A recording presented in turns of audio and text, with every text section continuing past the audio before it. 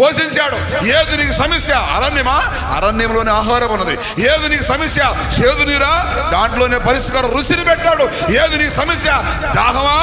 అందులో బండలో నుంచి నీకు మహిమగాలంగా దేవుడు కనబడి నీ సమస్యగా కనపడిన దాంట్లోనే ఆశ్చర్యమైన మహిమను దేవుడు విడుదల చేయడానికి నీ కొరకు నిలబడి ఉన్నాడు. ఒకసారి నువ్వు ఆలోచించాడు. నువ్వు ఎందుకు భయపడుతున్నావు? ఎందుకు కలవరపడుతున్నావు?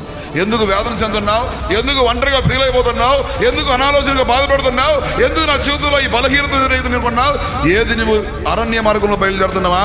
నీ కొరకు అరణ్యంలో దేవుడు సిద్ధపరిచిన ఆహారం ఉంది. నువ్వు ఒంటరిగా బయలుదేరుతున్నావా?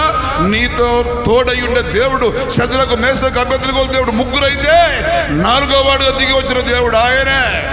దానియేలు ఒక్కడే సమస్యలోకి వెళ్ళిపోయాడు అనుకున్నావా? దానియేలుతో పాటు దేవదూతలు దిగొచ్చి సింహాల బోన్లో నిలబడిపోయాయి.